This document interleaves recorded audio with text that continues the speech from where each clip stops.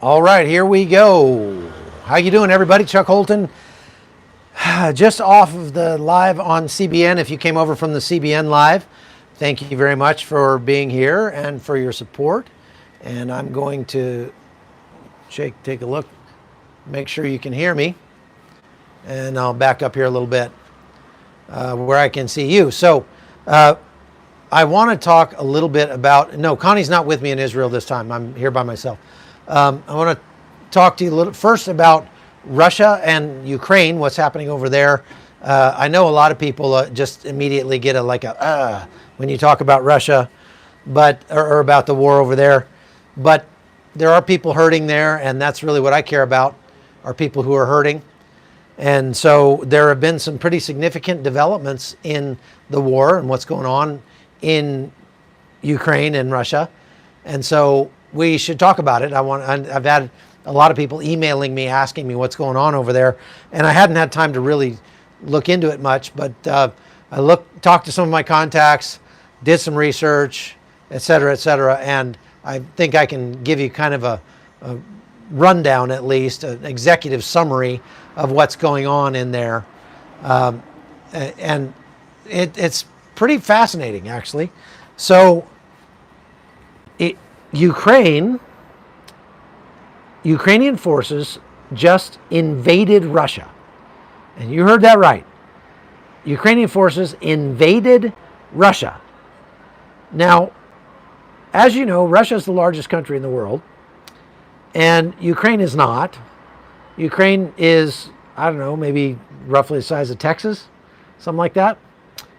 Russia has a lot more people than Ukraine, and they've been duking it out over disputed territory in Ukraine now since 2014. But kinetically, like really duking it out, since February 22nd of 2022. In that time, Russia has taken a lot of ground and given a lot of it back. Ukraine has made a very good showing for itself, not without support. They've had a lot of help from the world, the rest of the world, all over the world, including even some allies of Russia, like Azerbaijan has sent power generators to Ukraine because Russia keeps targeting their power supply and things like that. But there's some very, very interesting details behind what's going on in Ukraine, or between Ukraine and Russia right now. And so you shouldn't miss this live. I mean, I'm going to tell you some things that are not being reported, that I only know because of some of my personal contacts inside Ukraine. I'm going to give you some fairly exclusive information that may not give us exactly 100% surety about why this is happening, but might give us some idea as to what Ukraine is thinking in sending thousands of troops into Mother Russia. Okay?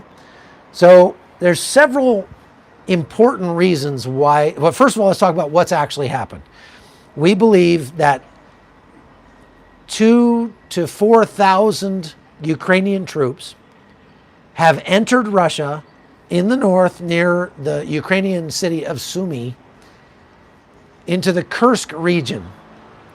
They have taken over entire cities and towns. They've taken over an important junction for natural gas pipelines. And they've pressed about 9 miles into Russia along a 70-kilometer front. That's a totally mixed, 35-mile front. Now, as my friend Ryan Macbeth pointed out, that's typically something that would be done with a couple of brigades of troops, maybe 3 or 4 times what Ukraine has actually put into, to hold that much land. And so the amount of territory that they're holding doesn't correspond with their actually, they've got troops at all points inside that area. They've basically broken through light Russian defenses on that part of the border, and then they've pushed deep into Russian territory and have held strategic spots in that territory to the point where, they're holding road junctions and railroad lines and things like that that sort of make it very difficult for Russia to speed reinforcements into that area. Okay? So this is astounding. There have been a couple of other times when Ukrainian forces or forces loyal to Ukraine, I make that distinction because when these guys have made incursions into Russia in the past, they've been extremely limited, very small groups of people, and these groups of people were not regular army troops from Ukraine. They were like the Georgian Legion or a bunch of disgruntled Russian troops who went over to the Ukrainian side and then decided to go into Russia and try to, overthrow Russian or take ground or whatever. But it was very limited. They were quickly either repelled or wiped out or captured. They had very little impact on the war in general. However, in this case, we're talking about like legit military units with support, anti-aircraft. So if Russia brings in attack helicopters to try to, wipe these guys out, they can shoot these guys down real quick. That is significant. That's a big deal. And they've been in there for the better part of a week now. That's amazing. Now, the area that they went into was an area where they didn't have a lot of Russian troops to begin with. Now, up until this point, am I staying here until Iran acts? Yes, I am, as long as they act in the next month. They've got, 500,000 troops probably fighting Ukrainians right now along the entire front, which is a long front. Something like the U.S. southern border. Think the U.S. southern border, about that long, okay? About 500,000 troops. And they've been making incremental advances in this, what has become a war of attrition between them and Ukraine in the last 6 months, especially in the last 2 months. They've been making incremental advances. What happens is these armies go up against each other. They have big battles. They fight. The Russians lose a lot. The Ukrainians lose a lot. And then they sort of solidify their lines into semi-permanent lines. They dig in, and when I say they dig in, they're not digging like hasty fighting positions. They're digging World War I era trenches with massive bunker complexes and headquarters elements and supply trenches and fighting trenches and tunnels and underground everything. I mean, it is astounding. I mean, to the point where they've got electricity, they've got, in some cases, even running water. It is unbelievable. I've been in some of these trenches personally. And so then once those trenches have solidified, it gets pretty hard because then they shore up those and make the front line trenches really strong, and then they make a secondary line and a tertiary line of trenches so that if there's a battle, they can fall back and they can inflict a very heavy cost on the enemy that's trying to take those trench lines both directions. So then it becomes super difficult for any force to make progress one direction or the other. And this is what happened in 2014. And I was down there before the war started in 2022, and You can go back on my podcast and see some of the podcasts I made from inside the trenches down there along the border with the Donbass region. And wow, I mean, amazing. Hang on a second. Does Iran fire missiles in a special sequence to escape Iron Dome? No. That answers that question. When I see a question I can answer very easily, I'll stop and answer it. But if it's going to take a little longer, I'll wait till the end. So breaking through and taking ground is incredibly costly in terms of lives and equipment, tanks and things like that. So much so that, if you were to look at a time lapse of the front lines in Ukraine over the last year, they've actually moved very little. There has not been a lot. I mean, even now where they're saying that Russia has been making incremental gains over the last couple of months, you're talking about the territory that they have taken in most places, like around Avdiivka, Chasiv Yar, places like that, which I've been to personally last year. You could drive across the area that they've taken in less than 2 minutes. If there was a road there and you went from where the Russian troops are now to where they were a year ago, it would literally take you like 2 minutes of driving to make it that far. They have not picked up a lot of ground. But in this case, the Ukrainian army has gone, in 3 days, they've taken as much ground as the Russian army has taken in 3 months. And that's significant. And then it looks like they're planning on holding that ground, not just rushing in there, blowing something up and leaving, because if they wanted to blow it up, they could just use a HIMARS or a drone or something like that. So it looks like they're trying to hold ground. Now, why would they do that? That's the big question. Why is Ukraine actually doing this? What kind of an idiot would say there is no Ukrainian army? I mean, really, Total Chase? Are you just trolling? Because if you really think there's no Ukrainian army, you're a moron. I'm sorry. I'm sorry, but that's just a stupid statement. So the Ukrainian military, which is larger right now in the field than the Russian military, they're just not as well equipped. Okay? Yes, Oscar is a Spanish correspondent. It's sort of boggling the minds of all the experts why Ukraine would do this. Because if they're losing ground in the south and they had 4,000 troops to spare, you'd think they'd send them down there. But Ukraine is being sort of crazy like a fox here. They're being clever rather than logical.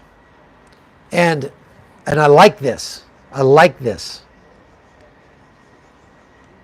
So here's my thinking about why Ukraine is doing what they're doing. Number one, they're going to force Russia to take troops that otherwise would have been used somewhere else and move them up to defend their own territory.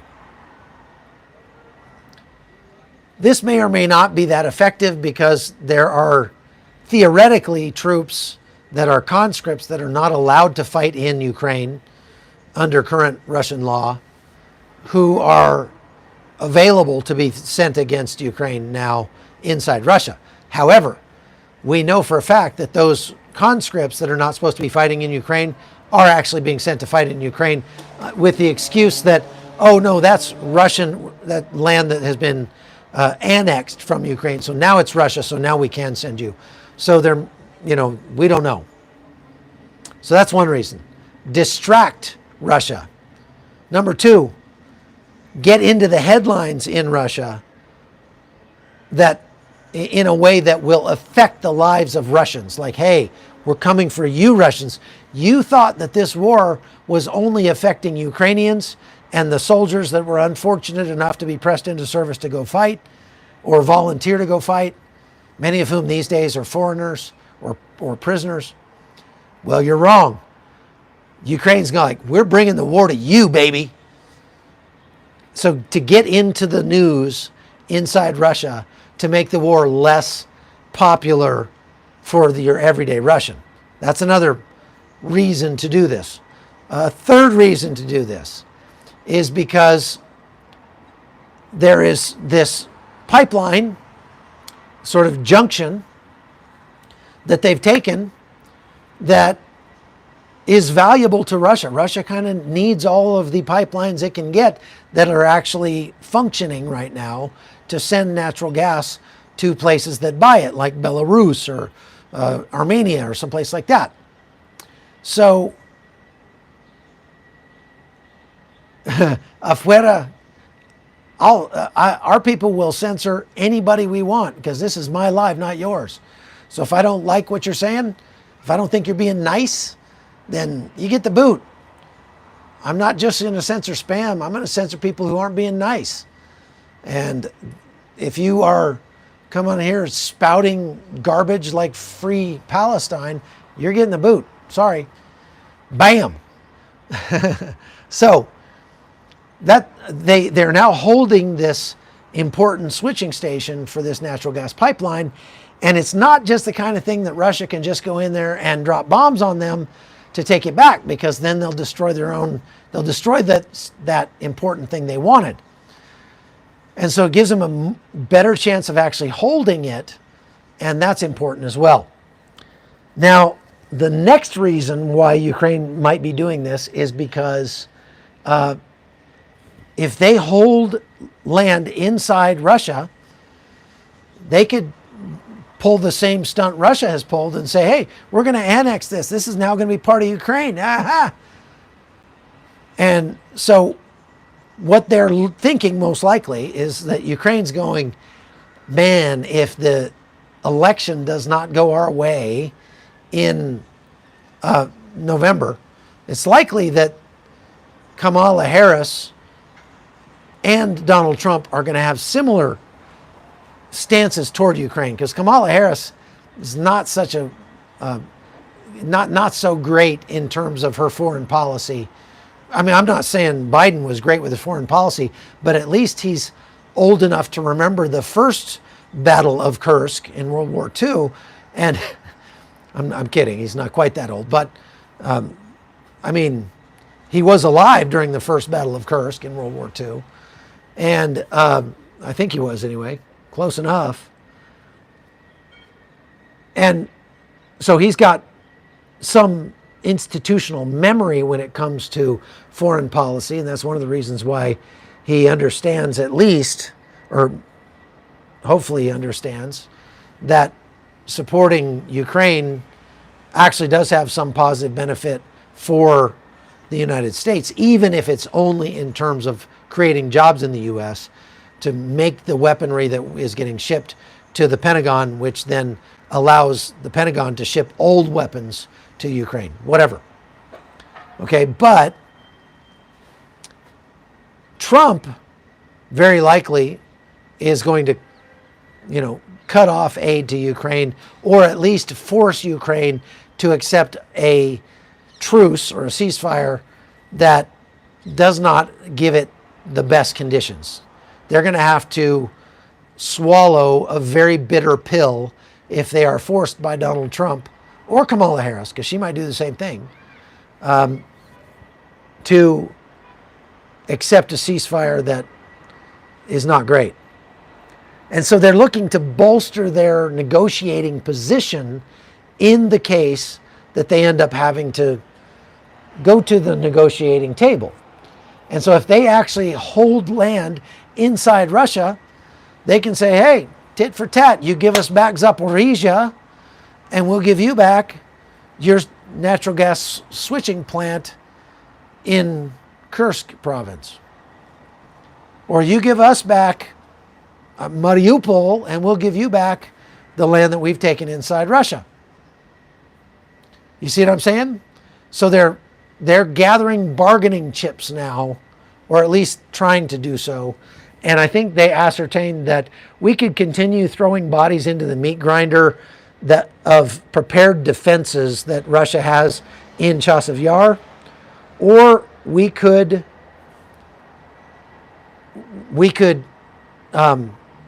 send those same troops into a lightly defended area and actually take ground inside Russia.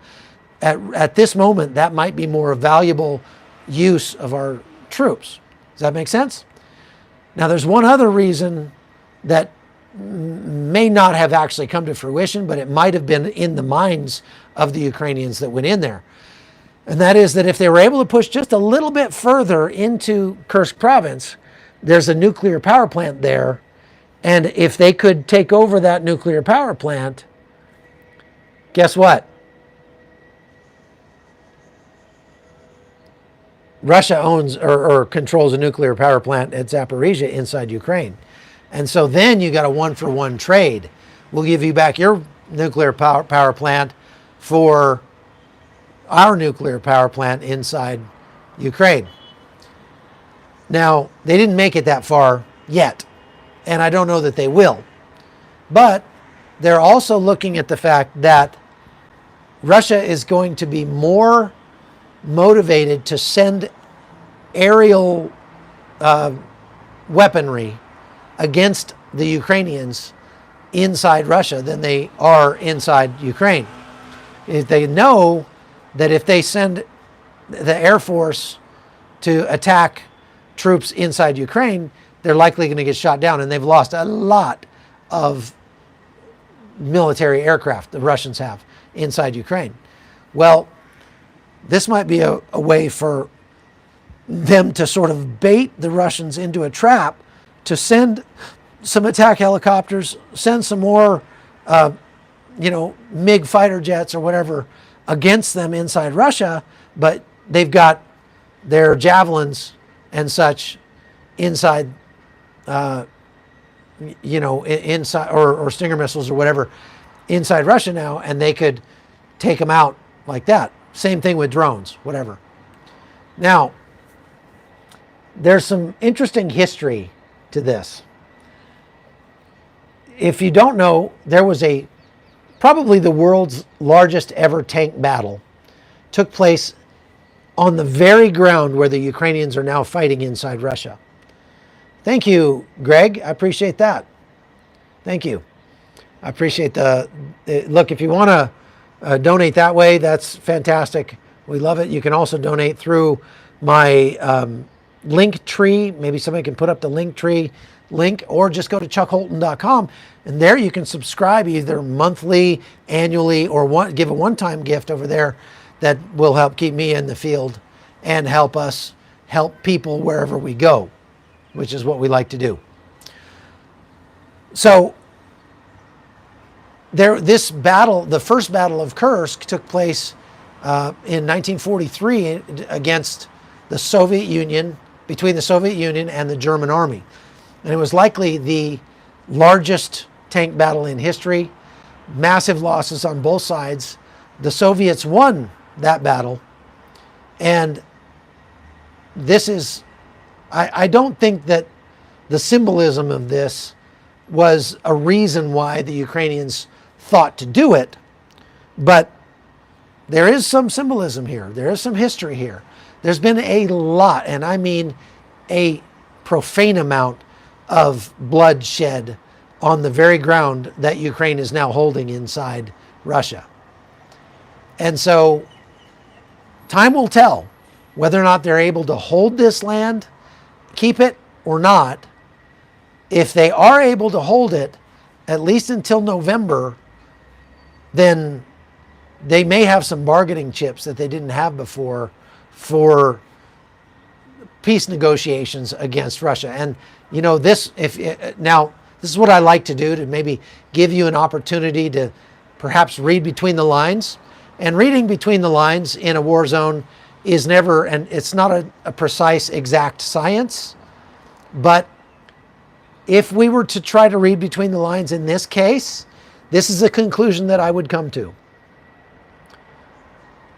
Winter is coming. Yes, that's right. But more importantly, the elections are coming in the United States. And Ukraine is at a point where they're feeling like we may need to go to the negotiating table with Russia. Up until this point, Ukraine has been like, we are not going to stop fighting until we take back all of the land Russia has taken in this war and in 2014, until we get back not just the Donbass, but also Crimea. And we're not stopping until we are able to have a beach party on the beach in Crimea. That's been their position. Well, this has been a long and grinding war. It's gone on for 3 years, and they've lost tens of thousands, maybe over 100,000 at this point. Thank you, Cheese on Toe. Thank you, I appreciate that. Are you asking a question there? Let's see. Really enjoyed your coverage during Iran, Trump, etc. Very great. If you have a question, go ahead and ask it. So reading between the lines, this may be a Hail Mary on the part of Ukraine, with the idea that at some point very soon we're going to have to go to the negotiating table, and if and when we do, we want to have all the chips. We want to collect up all the chips we can. So even if we do get pushed out of the Kursk region, they just went in there and took hundreds of prisoners. And those Russian prisoners will be very valuable to Ukraine when they have to go to the negotiating table. I'm not saying that's what they're going to do, but I'm saying that may be what they're thinking, is that we need this to set ourselves up. We're going to try to maybe do some things that are short-term going to gain us more bargaining chips, because we know, we're starting to realize that long-term we're not going to be able to continue this war of attrition against a much larger, better equipped force. Now, Russia, for its part, desperately wants to get to the negotiating table as well. Russia has lost, I would venture to say, twice as many troops, much more in terms of tanks and trucks and aircraft and everything like that, because they had more to lose. And the Ukrainians had more Western technology and drones and stuff that would help them take Russia's armor and stuff away. So Russia is very tired of this war as well. It's been extremely, unbelievably costly for both sides, and everybody would like to see it end. And so we may see people going to the negotiating table sooner rather than later. Okay, so I've just got a few minutes because I have to do a Newsmax live hit here in about 10 minutes. I've got to go. So let me go. I saw a question go by. Where was that question? Question. Last night watching the live Jerusalem, I saw beams shooting out. Yeah, you will see them tonight too, because let me just explain to you. TBN has a studio, TBN studio, where you saw those beams, is right over there, just behind that building. And right down here, let's see if I'm pointing in the right place, right down in there, there's some sort of venue. And I don't know if it's a tourist venue or a wedding venue, club, maybe something like that. I should go over there and figure it out, because it's often made me wonder too. But every night you see lasers shooting out of there through the sky, and I don't really know why. That's happened since the beginning of the war. At one point I thought maybe it was something military, but it's not. It's just some touristy thing or something. Is there a time a day most likely attack would occur? Yeah, it would probably happen late at night. I mean, that would be the smartest time to do it. Please go hit the like button, folks. Let's see if we can get up to 1,000 likes before we have to end this thing. We got 1,800 people online. So, question: what are your thoughts about the Red Alert app? Yeah, the Shofar app. I love it. I use it all the time. I've got it on my phone and my watch right now. It's a very good app. I highly recommend it. And it'll help you pray for Israel. Last night watching, okay, so we already did that one. Okay, let's see if there's any more questions real quick. Question. Man, you got, okay, there's one. What are your thoughts about the red? Okay, you already asked that one, so you just asked it again. Okay. Cheeto.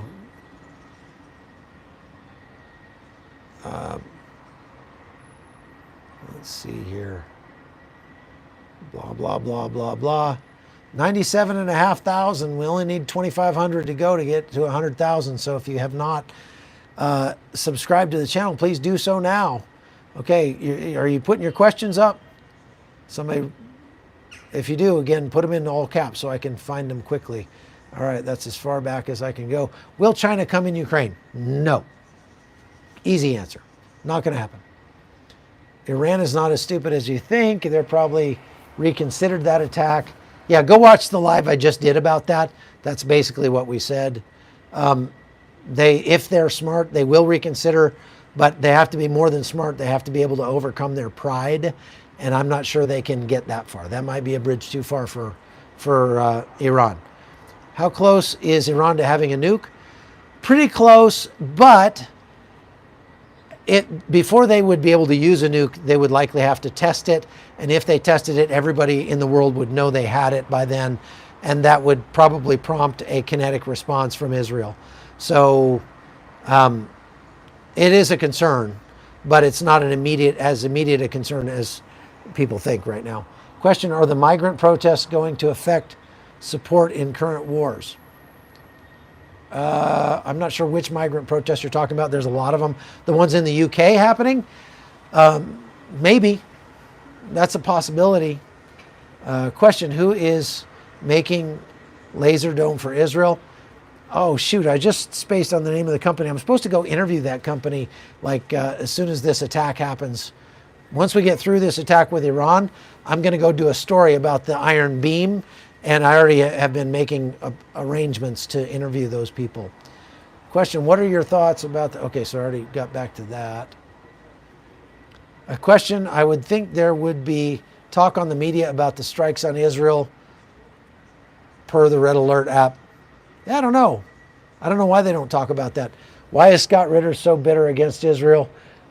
Scott Ritter is a convicted felon, and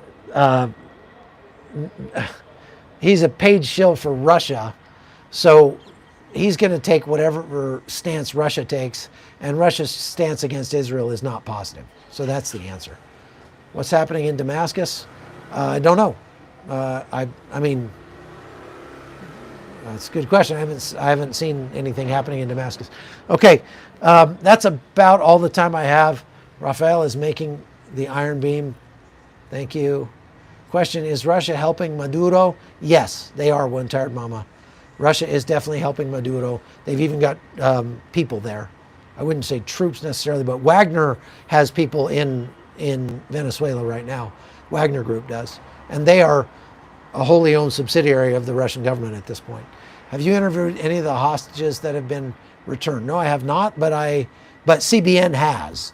That's not really my beat, and that's why. But yes, CBN certainly has. Would be disaster if Kamala Harris becomes president for Israel. Yes, it would. Okay. Also, yeah, Scott Ritter is also has been accused of being a child molester. Salvation is by grace through him. Yes, it is. The prepared Adventist. Amen. Alone through the work of Jesus Christ alone. That's right. Thank you for that message. Chemical attack, not super likely. Chemical attack is sort of beyond the pale. And the backlash for a chemical attack that is tied to Iran would necessitate a massive strike on Iran, probably by not just Israel, but everybody, a lot of people. Question, Supreme Court? Don't know what that question, that's not a question. That's just 2 words. Do you have body armor with you? Of course I do. Yes, I do have body armor all the time. Okay, that's all I've got, folks, because I I've got a hit on Newsmax coming up in a little bit. So, question: someone said USA has weapons stockpile in Israel. Yes, that's true. They're not welcome to them anytime, but the United States has released some of the ammunition in that stockpile. It's not weapons so much as it is ammunition, like artillery and stuff like that. So the United States has released some of it to Israel, but not all of it. Okay, so they can't just go in there and raid it anytime. But there is a stockpile of American weapons here. Which side has the best and most drones? Israelis. I don't know about most, but definitely best. Okay, we already answered the question about nuclear bomb. All right, so you can go find me at newsmaxtv.com, I think. But you're going to have to subscribe to Newsmax to see it. Otherwise, you're going to have to go watch Newsmax on a broadcast TV someplace. Okay? God bless you. Thank you very much. Love you guys. Please hit the like button. Go subscribe. See you next time. Bye.